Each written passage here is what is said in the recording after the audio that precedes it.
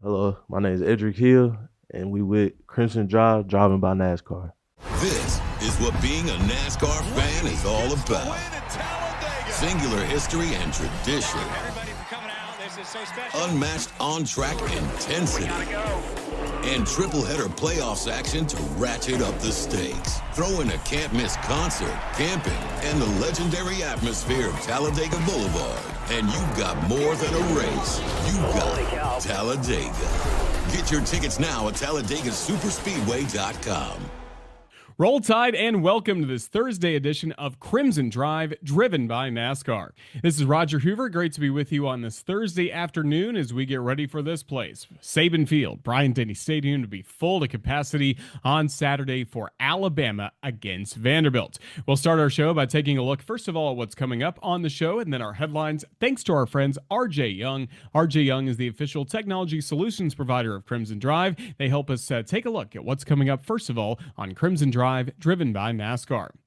Top of the show, we'll be joined by ESPN's Rece Davis, the host of College Game Day, a very proud Alabama alum. We look forward to visiting with Rece to get his thoughts on the Crimson Tide and at this very different season of College Game Days. Saying goodbye to Coach Corso, having fun with Coach Saban and Pat McAfee. Great thoughts coming up from Rece Davis at the very beginning of the show. Then we'll have a one-on-one conversation with Edric Hill, Crimson Tide defensive lineman, who may have a larger role coming up in this Vanderbilt game. We'll talk more on that about Edric Hill coming up. But a great conversation with him. And then we'll round out the show with interviews talking with Andrew Allegretta, play-by-play voice of the Vanderbilt Commodores. Will give us a scouting report on Clark Lee's 5-0 Vanderbilt Commodores. Then we'll round out the show, as we always do, with our final word from Coach DeBoer. He was joined at Hey Coach last night by Parker Brailsford and Chris Stewart. We'll get the final word of the night from Coach DeBoer to round out the show. Yeah, coming up on Saturday, Alabama home against Vanderbilt. 2:30 will be the start time. Crimson Tide have enjoyed a lot of success through the years, obviously against Vanderbilt, 17-1 in Tuscaloosa. That one loss all the way back in 1984. That had been Alabama's last loss against Vanderbilt until last season when Diego Pavia, Clark Lee stunned Alabama a year ago after the Crimson Tide had that huge win against Georgia. But as we talked about with Chris Stewart earlier in the week on the Tuesday edition of Crimson Drive, there's been a real focus in the building on making sure something like last year does not happen again with Alabama against Vanderbilt. Great performances in the Georgia game by Ty Simpson. He was the SEC co-offensive player of the week. Love that for the Crimson Tide quarterback. And then one of his pass-catching options, in addition to being the best left tackle maybe in the SEC, Caden Proctor named the SEC Lineman of the Week. We would love to see Caden Proctor find the end zone maybe this Saturday against Vanderbilt, or just continue to be creative in this Alabama offense. Alabama Athletics getting ready for some events at home. Coming up later tonight, it will be Alabama again soccer against the Oklahoma Sooners at 7 p.m. I'll be on the call with Haley McDonald on SEC Network Plus. If you can't make it to the Alabama soccer game, certainly hope you'll join us on the ESPN app. Then Sunday, the Crimson Tide will be on the road to Missouri. Just getting a scouting report on Columbia, Missouri before football heads there next weekend. But no, we wish all the best to Wes Hart and the Crimson Tide soccer team. Same could be said for volleyball. The Crimson Tide will be going to Starkville coming up tomorrow, 5 o'clock against Mississippi State, and then they will be at home coming up on Sunday to take on Texas A&M, 2 p.m. start time. We look forward to having that match as well on the SEC Network Plus platform. I'll be actually with Lane Rizzo coming up for that one on SEC Network Plus.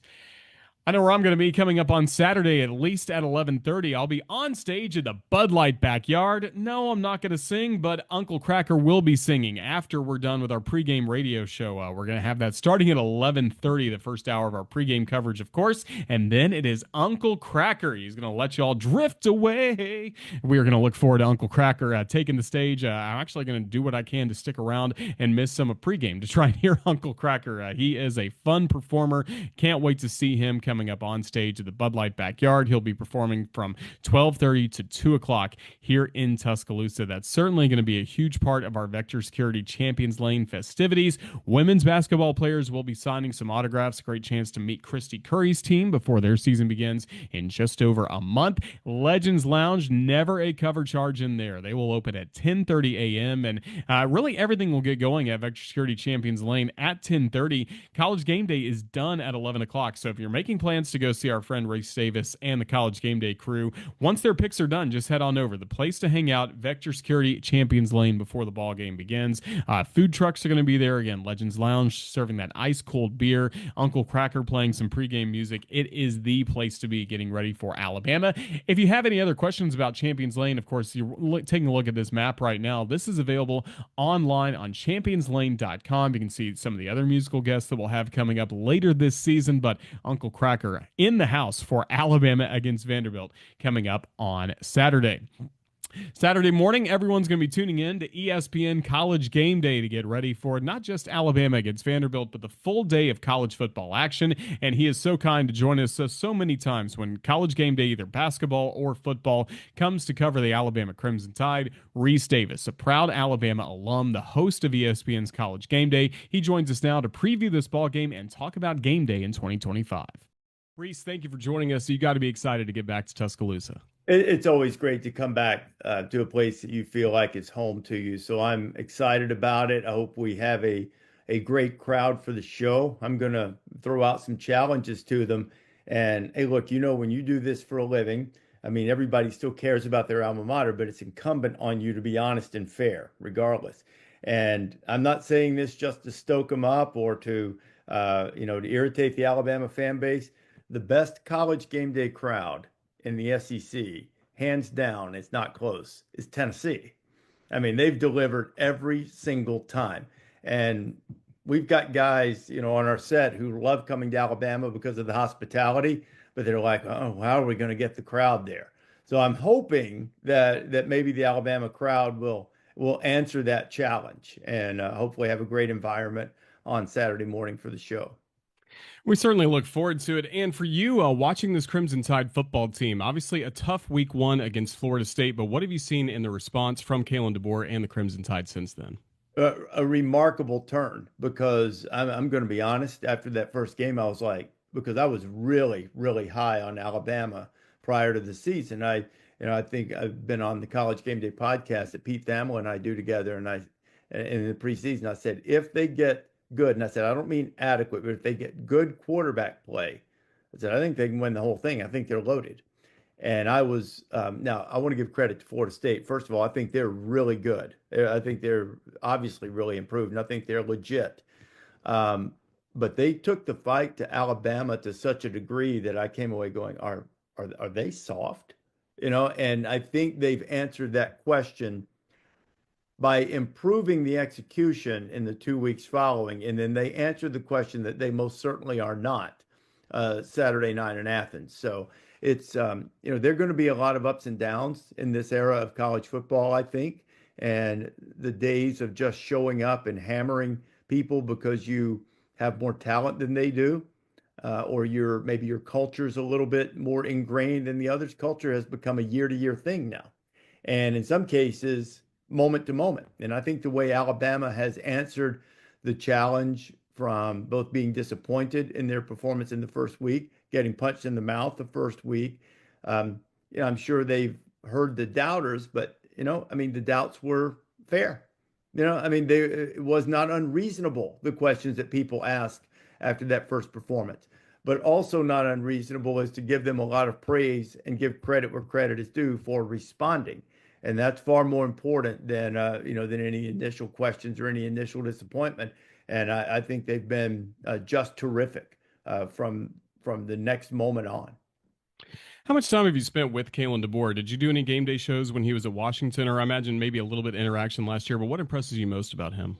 Well, first of all, I think he is a great football coach. You don't win the number of games that Kalen has won without being a great coach. You don't take a program in your second year to the national championship game if you're not a great coach. You don't win two titanic showdowns with Dan Lanning if you're not a great coach. You don't beat Steve Sarkisian in Texas in the playoff if you're not a great coach. And you don't win 2 games against Kirby Smart if you're not a great coach. I think Kalen's sensational. To answer the first question about it, is I didn't know him at all. I knew who he was, obviously, but I didn't know him at all prior to Washington. And we did go out there for one of the Oregon games and did it. And I made it a point. I went to practice on Friday morning because obviously not having any idea he would ever be the coach at Alabama. But I thought as long as this dude is in Washington, Washington's going to be legit, and I want to get to know him. So I got a chance to go to practice, talk to him, maybe occasionally have some conversations. But I think the thing that helped me get to know what he's about more than anything else is I spent part of that Washington Oregon game in what was that 22, I guess, or 23, whatever year, no, 23. Yeah, in 23, watching the Washington Oregon game with a number of his former players from Sioux Falls who had made the trip as they did a few times a year. And I think they've been to Tuscaloosa too, to watch his teams and to support him. And hearing them talk about his attention to detail, the relentless competitiveness that he has, sometimes because Kalen is a friendly guy.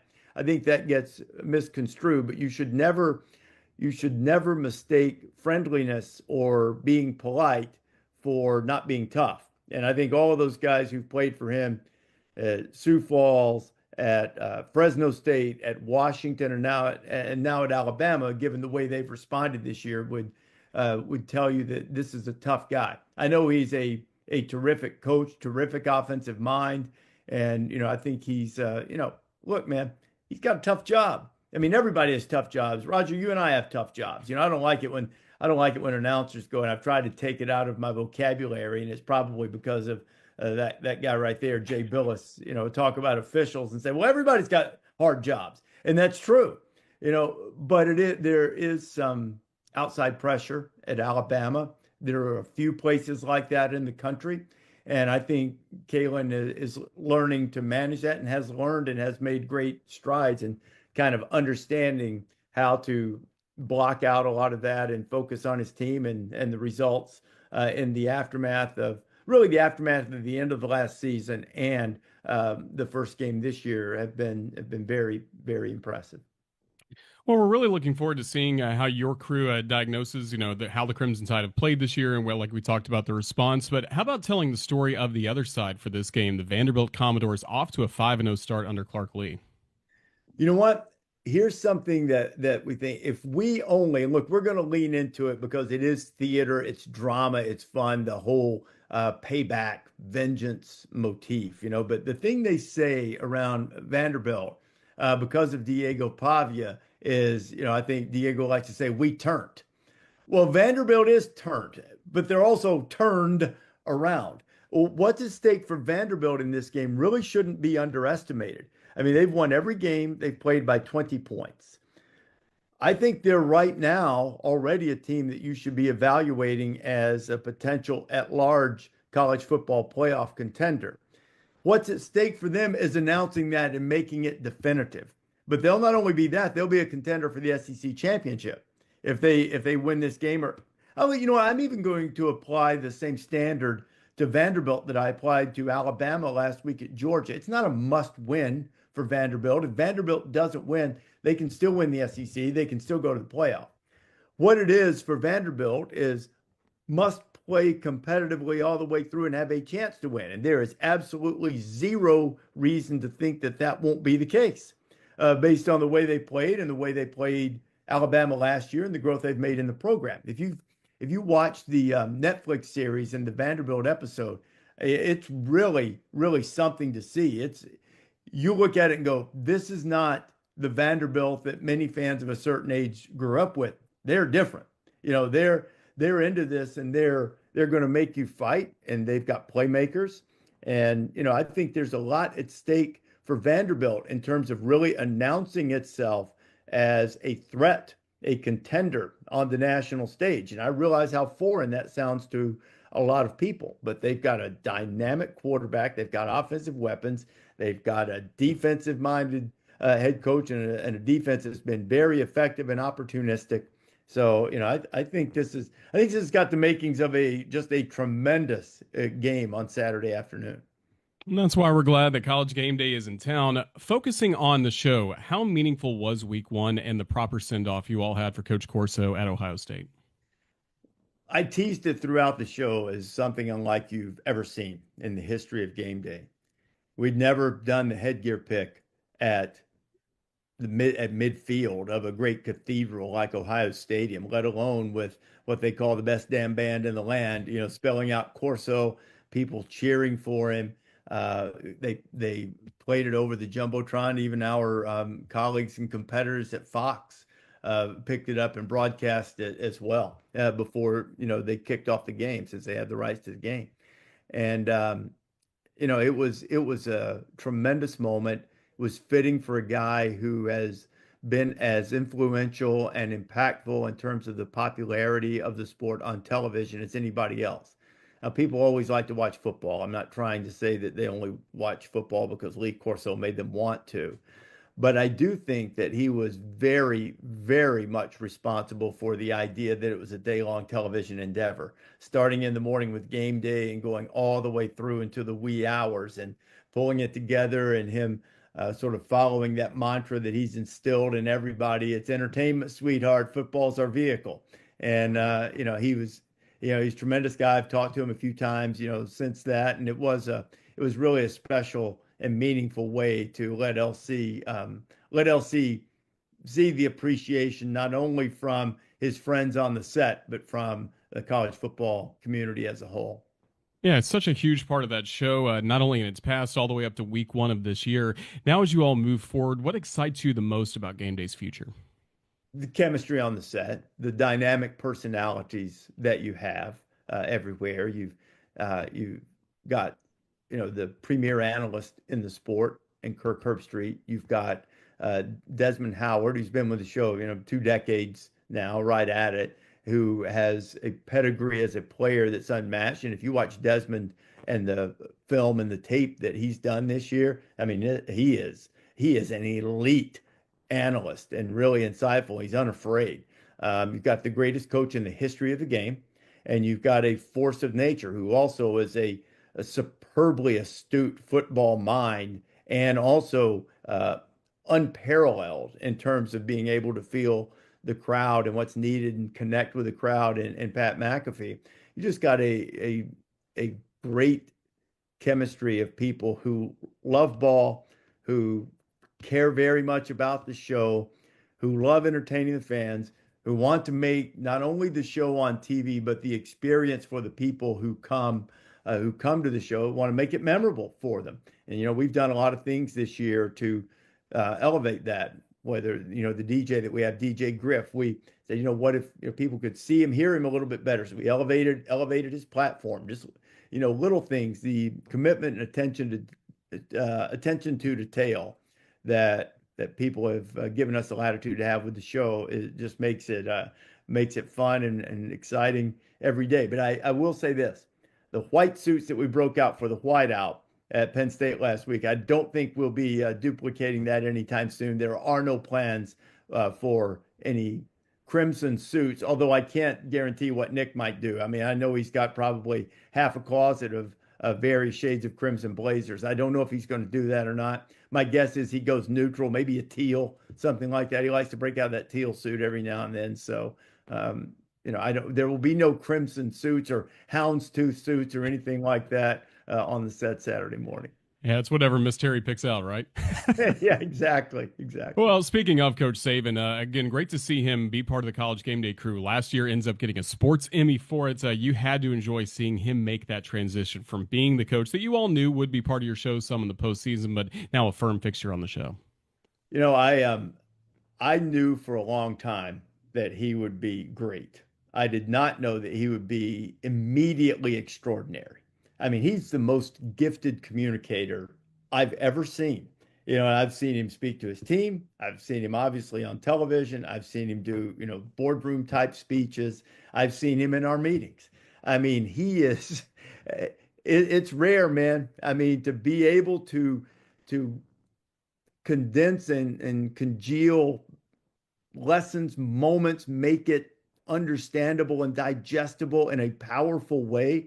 He does that as well as anybody in any walk of life that I've ever been around. I mean, from coaches to public speakers, to preachers, to you name it. I mean, this guy is as good as it comes in terms of being able to do that, and it's served him well. And obviously, he sees every single thing, when he watches tape, and it's just great to work with him. He's brought a something to our show that I think that very few shows in television, I don't think any show in college football has ever had, in terms of having that level of expertise and also recency and excellence on the sideline. You'll see some coaches that after a while they come in and they're great on TV and they can do all of these things. But when you combine his ability to execute the job with the fact that he is not very far removed at all from the zenith of his coaching powers, it's really been cool to have him as a part of our show.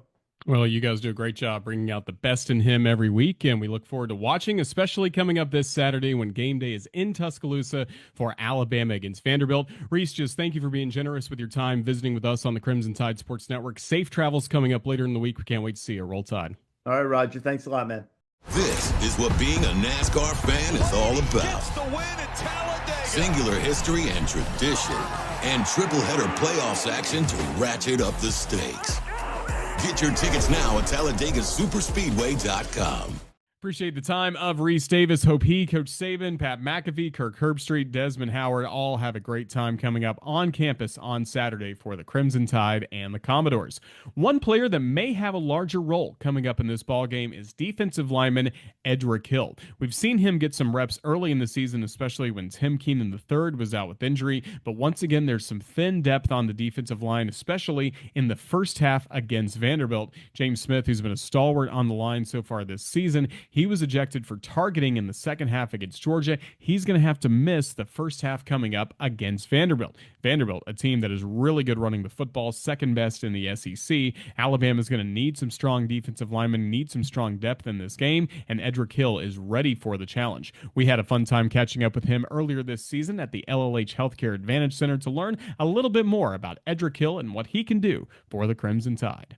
Welcome back to Crimson Drive, driven by NASCAR. We're coming to you live from the LLH Healthcare Advantage Center. I'm Roger Hoover, now pleased to be joined by Edric Hill of the Alabama Crimson Tide, defensive lineman, off to a good start this year. Edric, roll Tide. Roll Tide. And we're glad to have you in here. Just how would you describe the start to the season for you and especially your fellow defensive linemen? For our group, it was very, like we had a mindset of like really going and like really showing that can't nobody stop us. Can't nobody stop us. And I feel like our first game, to FSU, I feel like we really learned that like we can't be too comfortable. We can't let, a team, what they did last year, kind of like show like how we need to work on them. So I feel like we learned a lot from this game. And from this season on, like I feel like we all as a group, as a D-line, we are like really honing on and like really trying to stay strong and really focus on the prize, like focus on getting to the national championship and making sure we're not letting the past or whatever happened affect our game a long run, because we still have a long run and it'll be special. Yeah, and take me back to that FSU game. Obviously, not the result anyone wanted to have, but what was the response like really starting immediately once you guys got together in the locker room? We heard there was player-only meetings, just making sure you guys got focused for the next steps. Really buying in to the next opponent, just keeping everything 1-0 and just making sure we really like lock in and stay on track of like what our job is, not, getting attention from, media and all that, just really locking in. It's just us, like it's just us only in this room, and we're going to keep going and we're going to keep climbing. Who were some of the most vocal leaders in the room at that time? I would say Tim Keenan, LT Overton, and that's it really.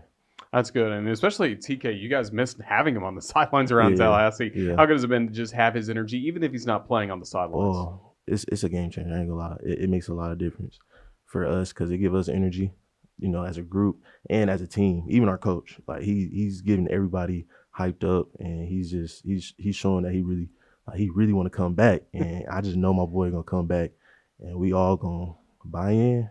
Just keep working, baby. Yeah, we can't Keep wait to see working. him back on the field for the Oh Crimson yeah. Tide. So you mentioned the coach. You guys probably weren't surprised to see that clip of him going up, kind of hyping Oh DeBoer nah, before the ULM game, nah. right? Because that's what he does all the time. He does that all the time. Like he's always hyping coach. He's like, yeah, coach, let's get it. Yeah, every time. And you can tell DeBoer like he get hyped, and we love seeing DeBoer get hyped, and that really let us like go in and like fight as a family that we is and fight for him. So yeah. And in order for a defensive line to be good, you've got to have a healthy rotation. Can't have just the same 2 or 3 guys out there play in, play out. How do you feel like you've been able to work your way into the rotation? I'm with the two, so working like with James, like we got a lot of dudes that can play, that can go, that can run, that can, make habit really. And I feel like us, we can go full on like one rack and then come off and the next guy go, and we're just using all of our like all of what we got. And I feel like that's gonna help a lot to really, get the quarterback. Absolutely, because you got on the field some in 2023, saw a larger role for you in 2024, and then obviously what you're being able to do this year. How do you feel like you've grown kind of year to year in this program?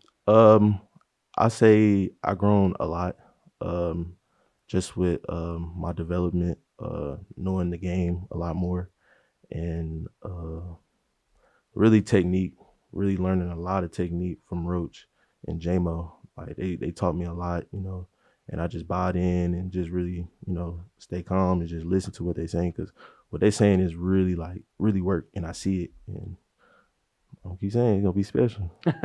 Does it really resonate as well when it's coming from Coach Roach, because he wore that jersey? He knows Yeah. what it's like to play here. Yeah, and JMO, like Yeah. both of them, like they been in it and they know how it is, and I love them boys. I ain't gonna lie, like they really like be real with me, like about life and outside of football. Like they teach us a lot. They something special for real. That's good. How about your transformation in the weight room? How much different are you now compared to when you were just coming out of high school getting here? Ooh, I ain't gonna lie, I got a lot stronger, a lot stronger. Especially like with squats and bench and stuff. I got a lot stronger for my freshman year, but I was still coming in strong enough. But like I got a lot more stronger, a lot more leaner too. So yeah, That's really good. And then who are some offensive linemen you've battled with here at Alabama that have made you a better player? uh, I would say who I came in with, Caden Proctor, Tyler Booker, um, JC Latham, my freshman year, working with Dalcor, Darian Dalcourt, yeah. and Steen a little bit. I ain't gonna lie, I've seen Steen. He was tough. I ain't gonna lie. He was experienced too, Yes, sir. especially Yes, for sir. you as a freshman that Yes, year. sir. You mentioned Caden Proctor. Is that the largest lineman you've gone up against in your football career? Yeah. Honestly, yes. It's a lot of weight. I ain't gonna lie. Try to, especially take a double with him. Like, and plus he's a big dude. He can get low. So like you gotta really come with it. So yeah. You excited how that group's getting better as we go throughout the season? Yes. Like the whole team's close. Especially, he was in the same class as me. Like I feel like we all had, a close relationship. So we're really we're good. Like we're about into it. So yeah. That's great to see. And for you, let's go back all the way to the start of your football journey and how you got to Alabama. First of all, tell us where you're from. I'm from Kansas City, Missouri. A lot of people want to say Kansas, but it's Missouri. I'm from Kansas City, Missouri. The Missouri side, yeah. Yes, sir. Yes, sir. Always football for you? Any other sports growing up? I used to play basketball in middle school and high school, and I started playing football like my fifth grade. Like fifth grade, I started playing football, and from now on, I just kept going. And then I started, not having the love for basketball because it wasn't really, not my sport for real. So I just stick to football. Stick to football. Mhm. Always on the defense. Play some offense as well. My freshman year in high school, I played tight end. Only caught one ball. I just used to block, and I didn't like blocking, so I asked coach if I can switch position, and he switched position, and that was, history. Didn't like blocking, but was it easy for you to pick up how to shed blocks and how to get to the quarterback? Yeah. Honestly, it was just. I ain't gonna lie. We didn't really do that much technique. It was just go and strike the dude and get him off and make a play. That was it. So coming into college is just a whole lot different. And I'm like, whoa. But I'm blessed though. Did you have some moments in high school where it started to click like, hey, I may have a chance at the next level? Yes, my junior year, I started noticing when a lot of colleges would come to school and they would tell me and watch my film and talk to me about my film, and I feel like I started, realizing that like I have a God given talent, so I should use it. So yeah. Did you enjoy the recruiting process? Uh, I'll be honest, a little bit because I ain't too like on my phone a lot, so I'm not really just on media texting. Like I'm just in my own world. So it was it was cool talking to different coaches. Getting some pointers or anything from them. So yeah. And that's always good when they can kind of look just beyond like, hey, come to this school, come to this school, Hmm. to really talk with you about your game. That's definitely good to Hmm. hear. When did Alabama get on your radar? Who were some of the first Crimson Tide coaches you connected with? Um, Honestly, it was Saban. I came to a game, Arkansas. I came to Arkansas game, and Saban had that's when he offered me. So it started off with Saban, and then Coach Roach and Pete and Golding. Golden, Yeah. Coach Golden. That's when he was here, and they was recruiting me a little bit. So actually a lot, not a little bit, actually a lot. So yeah. Pretty special when you got to meet Coach Saban first Oh time. yeah, very special. It almost made my mama faint. So Really? yeah. I ain't gonna lie, he almost made my mama faint. She was tripping, I ain't gonna lie. But yeah, it was like a movie, like talking to him. But I just like you just lock in and just listen to what he say, because like what come out of his mouth is just like it's helpful, very helpful. Yeah, and at that point, he had watched every clip you'd played in high school, you realize. I mean, I'm sure he knew Yes, everything sir. about you. Yes, sir. He did for sure. Like when I sat down in his office, he was just like, "Yeah, man, you got good hands, you got this." And then he said I needed to work on like staying low and stuff, not looking the backfield and stuff like that. So yeah. That's So good. he Did he knew a make lot. a home visit too? Nah, he didn't come. Okay. Roach and Coach Wolf at the time, they came. They came to KC and ate with my folks and talked. It was cool. That's really good. When did you make the decision that it was going to be Alabama? Uh, I made a decision my senior year of high school, in the summer, and I made that decision. I remember I was on the porch and I called Saban. We talked, and I told him I wanted to commit and I wanted to play for him. And he was like, he just kept asking me, "Are you sure? Are you sure you want to play? Are you sure you want to do this?" I said, "Yes, sir. I definitely want to do this." He said, "All right, let's do it." And that's story.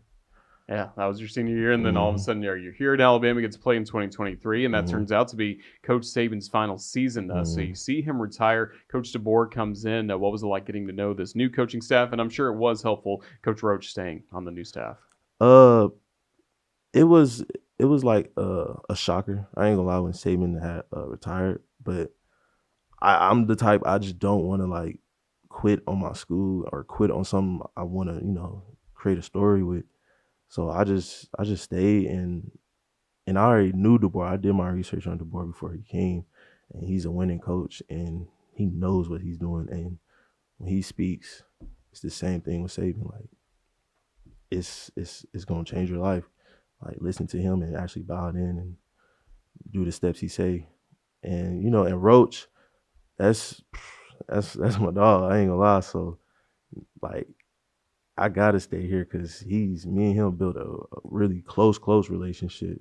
Like he's a second father to me. So like I really respect Roach. So that's why I really bought in and stay here. And he does have a good mindset, Coach DeBoer, that 1-0 mindset. I mean, how much do you guys talk about that in this program? Ooh, we talk about it a lot.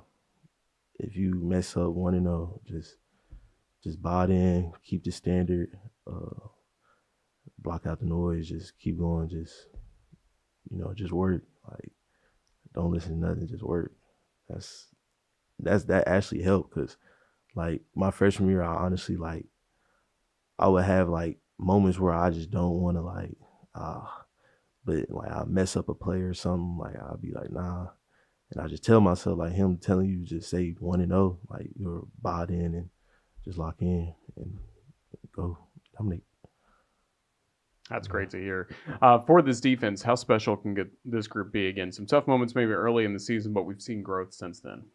I feel like our defense, you're gonna keep seeing growth because we're all like we're all social with each other. Like we're all close to each other, and everybody fights with with a care now. Like we all fight with a care because like we all worked so hard in the summer and we all been through some stuff together. So like it's only us and against the world. So like we like it's a family for real. Like B South Five is really a family.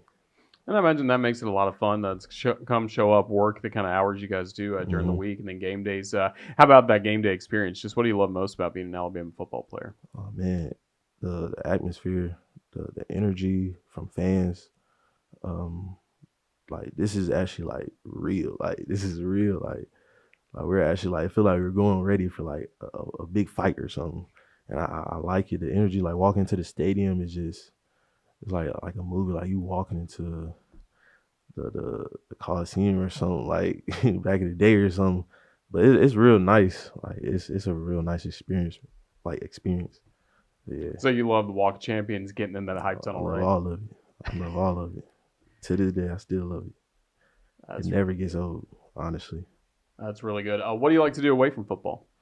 Uh, I like to like draw on my free time. Play basketball. Spend time, talking to my mom and my dad, and spending time with my teammates. Mostly the D line. Like we all hang out with each other.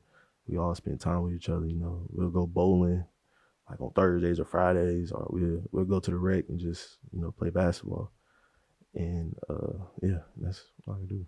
You're part of a special group. Edric, just thank you for the time you've given us here on the Crimson Tide Sports Network. All the best the rest of the season. Thank you, Roll Tide. Thank you, Roll Tide. Appreciate the time of Edric Hill. Best of luck to he and all of his friends on the defensive line trying to slow down Diego Pavia and this high-powered rushing attack for the Vanderbilt Commodores. As we check in with the other booth and Vanderbilt broadcaster Andrew Allegretta, presented by Marathon, he tells us in this conversation it's not just the skill players that are dangerous for Vanderbilt. This is a football team that is very dangerous on the line of scrimmage. So for more of a scouting report, we welcome in Andrew Allegretta as we get set for Alabama against Vanderbilt.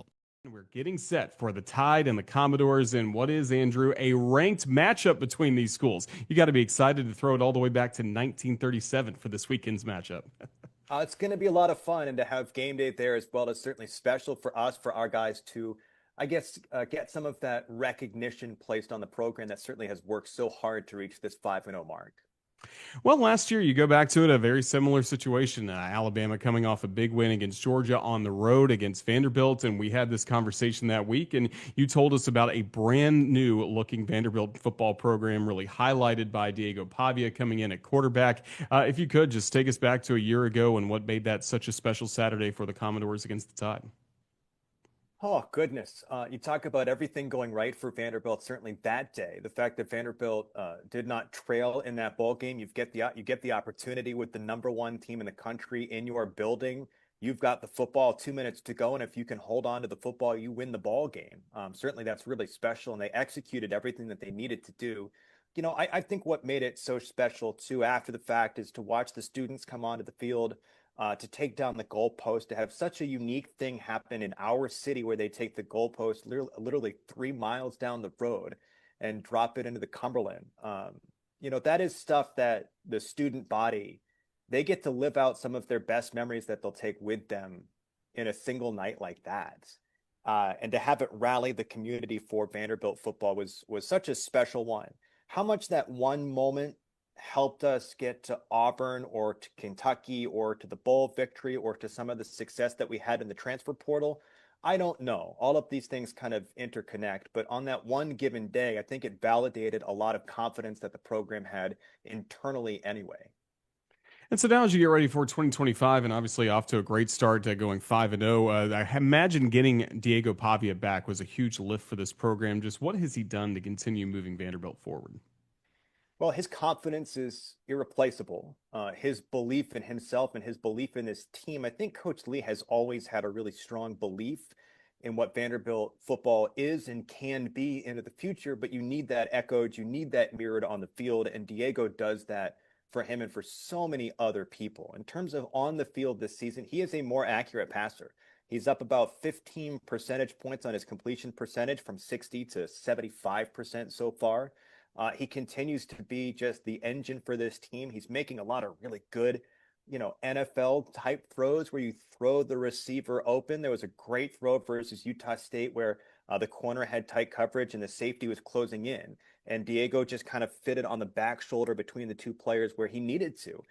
So from a leadership standpoint, that has never wavered. Obviously, the challenge is really significant this weekend versus Alabama. But he has become a very accurate passer through 5 games. And then who's helping him out on the offensive side of the ball? Who are some skill players our fans need to know about for Vandy? Well, I'm going to start with the offensive line. I know you asked about the skill position guys, but what this program did in the offseason, Roger, was say, here's all of our chips. We're going to move them toward the offense and defensive side of the ball with the line of scrimmage. And they rebuilt the offensive line. They brought in one of the best centers in the country in Jordan White, who has already been named SEC Offensive Lineman of the Week after the South Carolina game.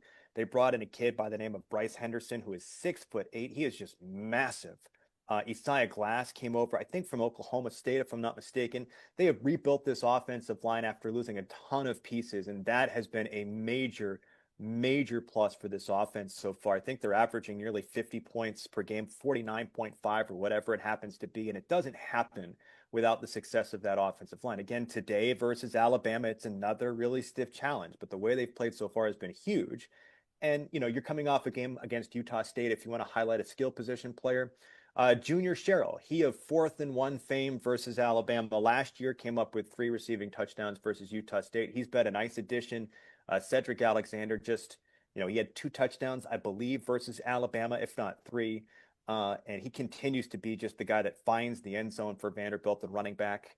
So they've got some pieces to go with Diego for sure. Then how about on the defensive side of the ball? What's the identity there for Vandy? Defensive line has been strong. Some of the names that you remember from last year have been impactful so far. Miles Capers got the hit on Milbro in the 4th quarter that caused the strip sack. He continues to be very productive.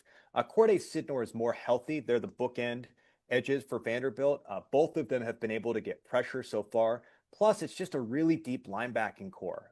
Nick Rinaldi, he led the team in sacks a season ago. Langston Patterson, Longwell. It's just a crew that they can rotate a bunch of different guys through and find decent success. Again, all of the caveat is that the challenge with Alabama is certainly elevated with really talented offensive players today on the Alabama side of the football. But so far, that group has been pretty stable. We talked a little bit about last year for the Vanderbilt Commodores, a season of great success, getting to a bowl game, winning it, and that success was detailed in the Netflix documentary where we heard some of your calls any given Saturday. What was it like as well for fans to see maybe another side of Clark Lee? He's pretty intense behind closed doors. I think that documentary was so significant to let people see who Clark is. I think we probably knew that internally. His drive, again, his confidence, his belief, his intensity, his intellect, his ability as a communicator to the team, I think have all been something that's been pretty strong. But then to open things up with the Netflix documentary, I think was really cool to let our fans and the rest of the Southeastern Conference see who Clark Lee is. I have always felt that he had a really true sense of self and identity when he got to Vanderbilt back in 2021. He needed to do things to get the program on the right track, specifically after the 23 season. And part of that is Jerry Kill and Tim Beck and Diego Pavia. I think he found some people that reflected who he was already. And all of that with the Netflix documentary kind of came together to spotlight, I think, what we've known internally for a long time. So I'm so thankful that people got to see that side of Clark because he's a good human. He cares about Vanderbilt football, and darn if he's not a pretty good coach. And this season, that's certainly playing out that way. Off to a 5-0 start. What do you feel like's been the most complete game we've seen out of Vanderbilt so far this year? That's an interesting question. Most complete game. It's probably hard to overlook scoring 70 points versus Georgia State. That's a pretty good complete game. The South Carolina game is certainly really compelling with how they dominated physically South Carolina throughout the course of that game. There was minimized penalties offensively for Vanderbilt. I'm trying to think back to some of the significant plays throughout the course of that game as well. I mean, that South Carolina game, to go on the road in the environment that they went to against, albeit for a half because he got hurt, Lenore Sellers, and a team that has had your number since 2008 was a pretty significant moment. I don't know if it's the most complete, and I would probably defer to the coaches on what they feel like is the most complete if they've had one of those. But they have been really physical at the line of scrimmage so far this season. And that's certainly the reason that they jumped out to a 5-0 start, specifically with the way they dominated the line of scrimmage versus Virginia Tech and South Carolina. So now it's Alabama against Vanderbilt coming up on Saturday. Andrew, safe travels coming up for you and your teammates as you get set for the broadcast. We look forward to seeing you next door in the other booth, but appreciate your time on the Crimson Tide Sports Network. All the best.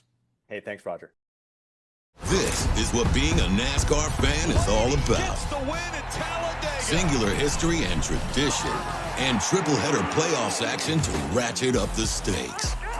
Get your tickets now at TalladegaSuperspeedway.com. Look forward to seeing Andrew coming up on Saturday for the Tide and the Commodores, and that's what this week is building towards as we take a look at our upcoming schedule. 11:30, we will get going on stage, Bud Light Backyard, for the Crimson Tide Sports Network's pregame festivities. That'll be 3 hours of pregame coverage, kickoff just after 2:30 inside Saban Field, Bryant-Denny Stadium. Don't forget, we're going to have the booth cam presented by Regions Bank streaming live throughout that ball game as well. So certainly hope you can join us there. Join Chris Stewart and Kalen DeBoer for the Kalen DeBoer TV show on Sunday on our TV affiliates across the state, on demand, RolledTide.com as well. Then Monday night, Tyler Watts and I will break down the game on Crimson Tide Rewind from Baumhauer's Victory Grill in Vestavia Hills. We look forward to that show coming up to talk about hopefully a win for the Crimson Tide, and then looking ahead towards next week, it will be Alabama against Missouri. But for behind-the-scenes access and everything you want to keep up with the Crimson Tide, just follow us on all of our social media platforms at UA_CTSN. If you're watching this on YouTube right now, go ahead and subscribe to our channel, turn the notifications on so you don't miss anything from the Crimson Tide Sports Network. It's going to wrap up this very busy Thursday edition of Crimson Drive, driven by NASCAR. Huge thank you to our guest, Rece Davis, at the top of the show. Again, so generous with his time anytime he is back in Tuscaloosa, and we appreciate him carving out some time for us this week on Crimson Drive. Thanks as well to Edric Hill and Andrew Allegretta. Thanks as well to Ethan Carabin, our video producer who puts all the show together, and we look forward to seeing his fine work with the booth cam presented by Regions Bank, streaming live during Alabama and Vanderbilt coming up on Saturday. For all of us with the Crimson Tide Sports Network, I'm Roger Hoover saying thanks for watching. Let's get ready to beat Vanderbilt this Saturday. Again, thanks for watching, and roll Tide. This weekend is another big weekend. Each one gets bigger as you go through the season, right? And the most important game is always the next one. And it's week 2 in the conference schedule. We're at home at Bryant-Denny Stadium. Again, I'm asking for the fans to come and be loud, and I know that's going to be the case. I've never seen anything but that.